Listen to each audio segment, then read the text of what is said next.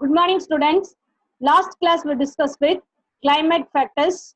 First one, light, and second one, temperature. Today, the third one is water.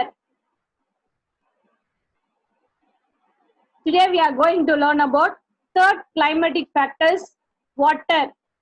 Water is one of the most important climatic factors. It affects the vital process of all living organisms. Water அப்படின்ற நீர் climatic ஃபேக்டர்ஸ்ல ரொம்ப முக்கியமான ஒரு அமைப்பா இருக்கு. இந்த water வந்து பாத்தீங்கன்னா living ஆர்கன்ஸோட எல்லா ப்ராசஸ்லயும் ரொம்ப முக்கியத்துவம் வாய்ந்த ஒரு காரணியா இருக்கிறாங்க. Second one, it is believed that even life had originated only in water during the evolution of earth. So நம்மளுடைய ஏர்த்ல உயிரினங்கள் தோன்றியது அப்படின்றது நம்ம பார்க்கும்போது அது எதுல இருந்து ஸ்டார்ட் ஆயிருக்கு அப்படின்னா வாட்டர் அப்படின்ற நீர்ல இருந்து தான் உயிரினங்கள் தோன்றியதா நம்மளால கருதப்படுது. Water covers more than 70% of the earth surface. So ஏர்த்ல 70% ஆஃப் யார் தான் இருக்காங்க அப்படின்னு பாத்தீங்கன்னா வாட்டர்ஸ் தான் நம்மளோட பூமியை கவர் பண்ணி இருக்கு.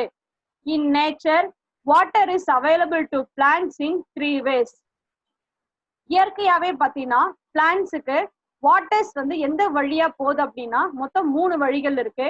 First one, they are atmospheric moisture, second one precipitation, and third one soil water. So first one atmospheric moisture, so வளிமண்டலத்துல இருக்கிற ஈரப்பதம். செகண்ட் ஒன் precipitation, மழை பொழிவு, and third one soil water, மண்ணில் இருக்கிற நீர். இந்த 3 மூலியமா தான் பிளான்ட்ஸுக்கு வாட்டர் வந்து சப்ளை ஆயிட்டே இருக்கு. upon the available of waters. Further, the quality of water is also important, especially for the aquatic organisms. பூமியில இருக்கிற வாட்டர்ஸ்ல அவனோட முக்கியமான இன்னொரு அம்சம் எதுன்னு பாத்தீங்கன்னா வாட்டரோட குவாலிட்டி. இந்த வாட்டரோட குவாலிட்டி யாருக்கு ரொம்ப முக்கியம் அப்படின்னு பாத்தீங்கன்னா அக்வாட்டிக் ஆர்கானிசம், நீர்வாழ் உயிரினங்களுக்கு வாட்டருடைய குவாலிட்டி, வாட்டருடைய தன்மை வந்து பாத்தீங்கன்னா ரொம்ப முக்கியம். ஏன்னா வாட்டர் எந்த அளவுக்கு பியூரா இருக்கோ அந்த அளவுக்கு அது உள்ள இருக்கிற உயிரினங்கள் வந்து பாத்தீங்கன்னா ரொம்ப நாளைக்கு சந்தோஷமா வாழ முடியும். ஸோ வாட்டரோட பியூரிட்டி அப்படின்றது ஆர்கானிசத்துக்கு ரொம்ப இம்பார்ட்டண்டா இருக்கு. The total amount of water salinity in different water bodies. So நம்மளோட டோட்டல் அமௌண்ட் ஆஃப் வாட்டரோட டிஸ்ட்ரிபியூஷன். First one, 5% in inland water, fresh water. 5% தான் வந்து பாத்தீங்கன்னா நம்ம யூஸ் பண்ற ஃப்ரெஷ் வாட்டர், அதாவது குடிக்கிறதுக்கு நம்ம யூஸ் பண்ற வாட்டர்ஸ் வந்து பாத்தீங்கன்னா நம்ம இடத்துல 5% தான் இருக்கு. Next one, 30 to 35% in sea water. 30% வந்து பாத்தீங்கன்னா சீ வாட்டர், கடல் நீர் வந்து பிரசன்ட் ஆயிருக்கு நம்மளோட பூமியில, எர்த்ல. And third one, more than 100% in high pressure saline waters. So mostly வந்து பாத்தீங்கன்னா 100% வந்து பாத்தீங்கன்னா முக்கியமா உப்பு தண்ணி, அதாவது எதுக்குமே நம்மளால யூஸ் பண்ண முடியாத வாட்டர்ஸ் தான் பிரசன்ட் ஆயிருக்கு. ஸோ வாட்டர் அப்படின்னு எடுத்தீங்கன்னா கிளைமேட் ஃபேக்டர்ஸ்ல ரொம்ப இம்பார்ட்டன்டான ஃபேக்டர் வந்து வாட்டர். வாட்டர் வந்து பார்த்தீங்கன்னா 70% ஆஃப் எர்த் சர்ஃபேஸை கவர் பண்ணியிருக்கு. ஸோ வாட்டர்ஸ் வந்து பிளான்ட்ஸ்க்கு 3 முக்கியமான வழிகளில் போகுது. First one atmospheric moisture, second one precipitation, and third one soil water.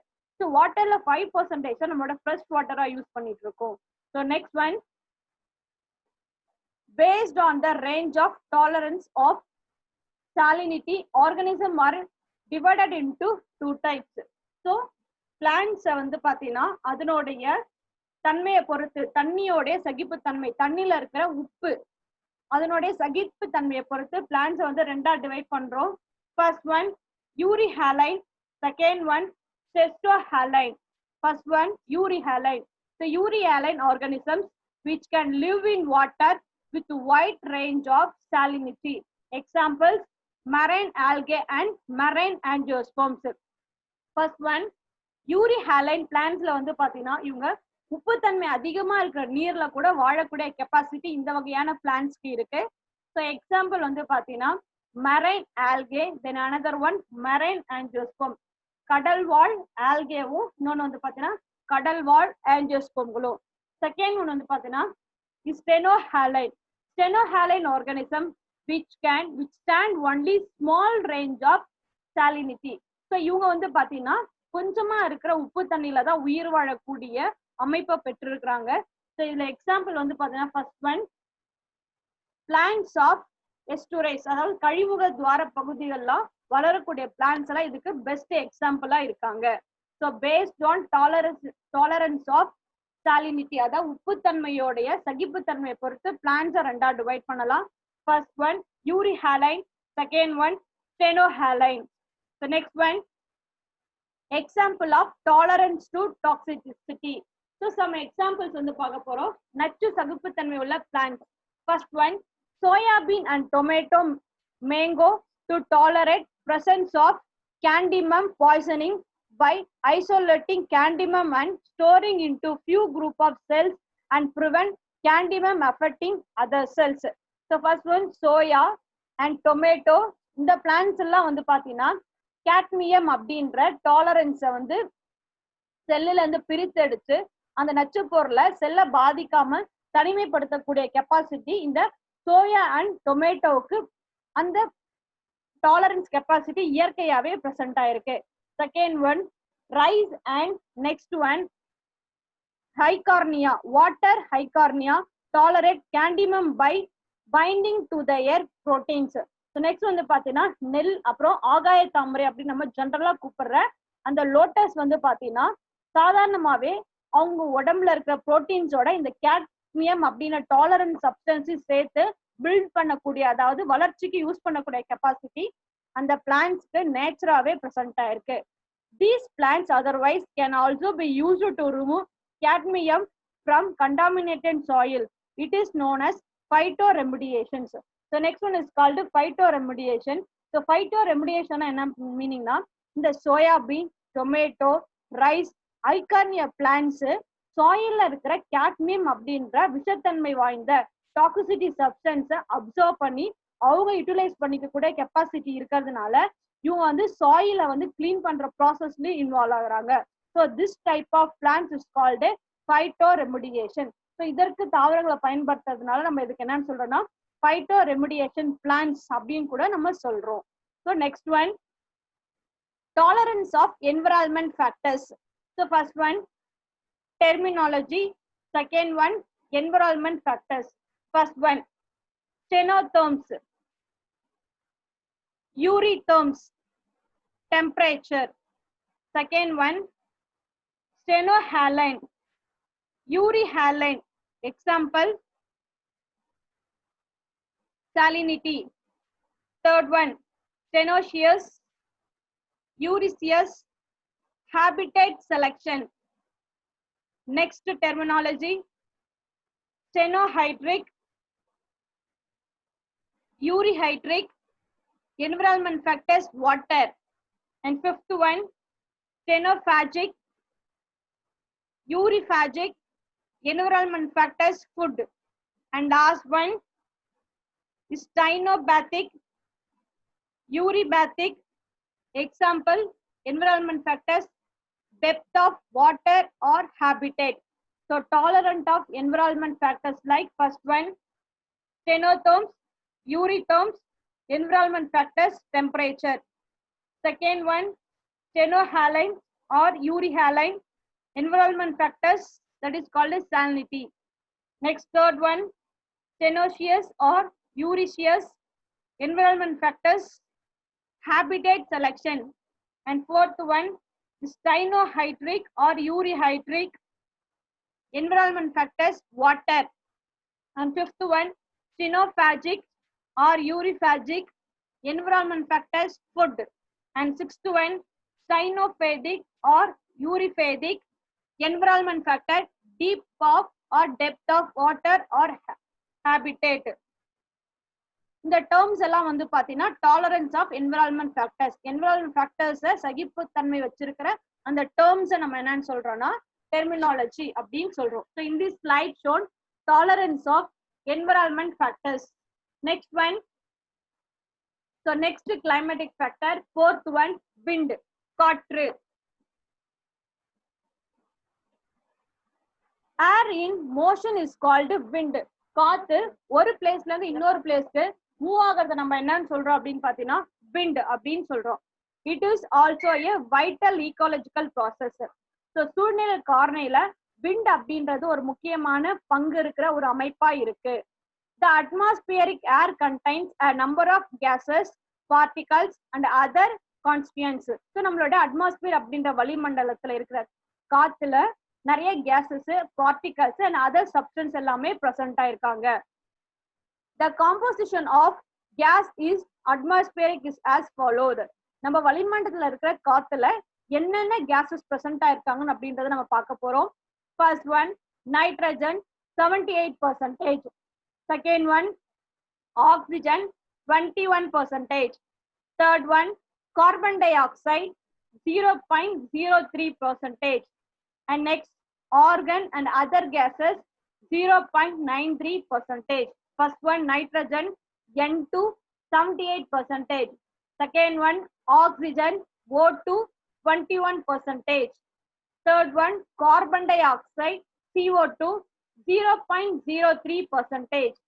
Fourth one, argon AR and other gases இதர வாயுக்கள் 0.93%. The other components of wind are water vapor, gaseous pollutants, dust, smoke particles, microorganisms, pollen grains, spores, etc.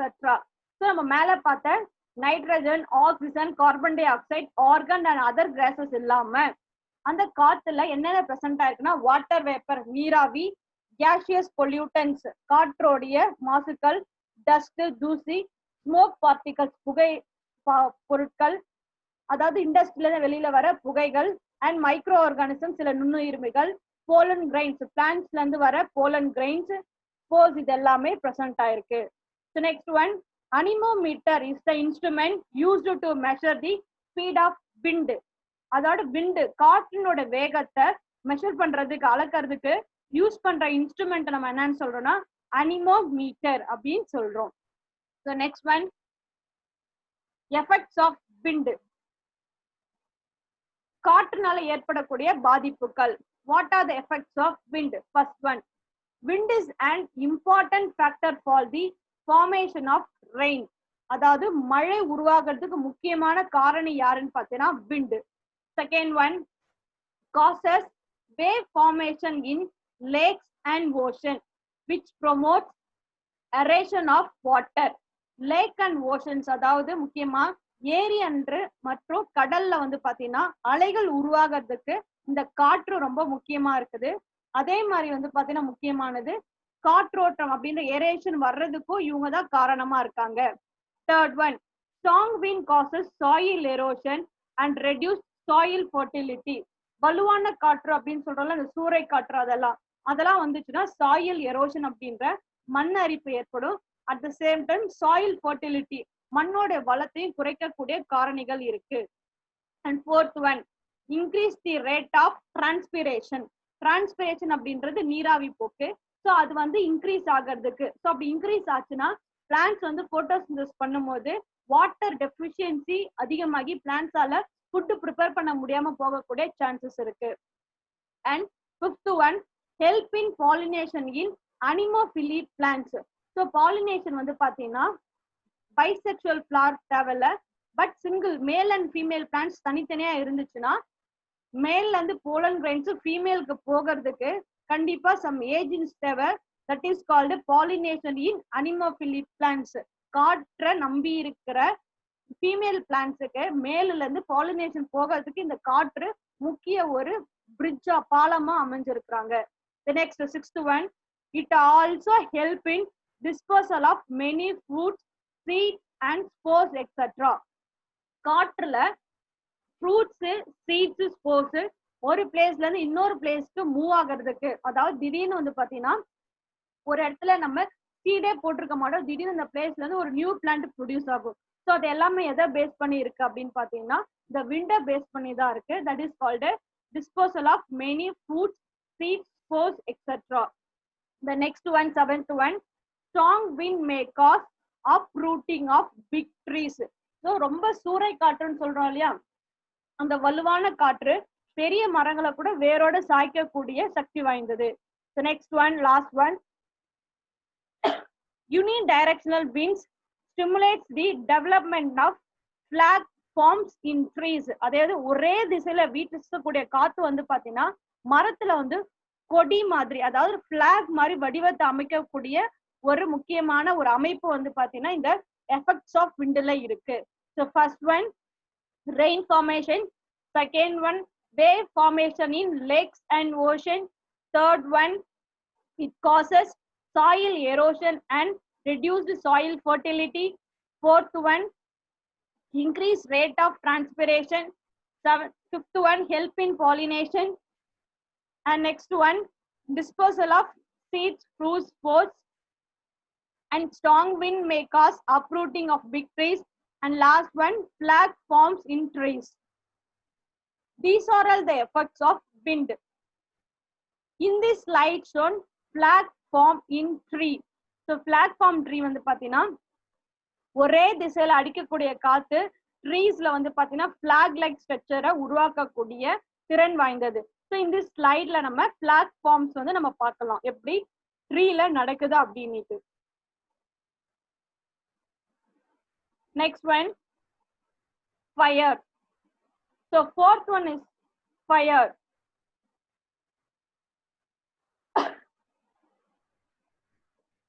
Fire is an exothermic factor caused due to the chemical process of combustion releasing heat and light.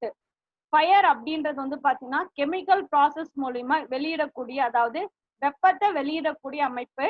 இது எங்கெங்கெல்லாம் இருக்குன்னா combustion, releasing heat and light. இதுல வந்து heat எனர்ஜியும் லைட்டும் வந்து வெளிப்படும். It is mostly man-made and sometimes develops naturally due to the friction between the tree surface. இந்த ஃபயர் அப்படின்ற தீ வந்து மோஸ்ட்லி மேன் மூலியமா, மனிதர்கள் மூலியமா தான் உருவாகும். சம்டைம்ஸ்ல வந்து பாத்தீங்கன்னா ஃப்ரிக்ஷன், ரெண்டு தாவரங்கள் அதாவது பெரிய பெரிய தாவரங்கள் ஒண்ணுக்குள்ள உராசிக்கும் போது ஃப்ரிக்ஷன் நடக்கும் போது திடீர்னு வந்து பாத்தீங்கன்னா தீ ஏற்படக்கூடிய வாய்ப்புகள் அதிகமா இருக்கு. Fire is generally divided into three. First one ground fire, second one surface fire, third one crown fire. First we discuss with ground fire. Ground fire means which is flameless and subterranean. Ground fire வந்து பாத்தீங்கன்னா இதுல வந்து ஃப்ளேமே இருக்காது, அதே மாதிரி நிலத்து அடியில தான் வந்து அது எரிய ஆரம்பிக்கும். Next one surface fire which consume the herbs and shrubs. சர்ஃபேஸ்னா பரப்புல இருக்கிற தீ. இந்த தீ வந்து பார்த்தீங்கன்னா சிறு சிறு செடிகள் இல்லைன்னா புதர் செடிகள்ல கூட எரிக்கக்கூடிய அபாயம் அதிகமா இருக்கு. Next one crown fire. கிரவுன்னா கிரீடம், கிரீடம் மாதிரினா உச்சியில இருக்கிறது. which burns the forest canopy. So இதுல வந்து பாத்தீங்கன்னா காடுகளுடைய மேற்புறத்துல, அதாவது காட்டு தீன்னு சொல்றோம் இல்லையா, அதெல்லாம் ஏற்படுறதுக்கு, ஃபாரஸ்ட் ஃபயர் ஏற்படுறதுக்கு இந்த கிரவுன் ஃபயர் தான் காரணமா இருக்கு. So fire is generally classified into three. First one ground fire, second one surface fire, third one crown fire. So next we discuss effects of fire. So தீயினோட விளைவுகள் என்னென்ன அப்படின்னு பார்க்க போறோம். First fire as a direct lethal effects on plants. பிளான்ட்ஸ்ல வந்து பாத்தீங்கன்னா fire வந்து அதனுடைய பிளான்ட்ஸோடைய டைரக்டா, அதாவது நேர்முக அழிவுக்கு காரணமா யார் இருக்காங்க அப்படின்னு பாத்தீங்கன்னா பிளான்ட்ஸுக்கு ஃபயர் தான் இருக்காங்க.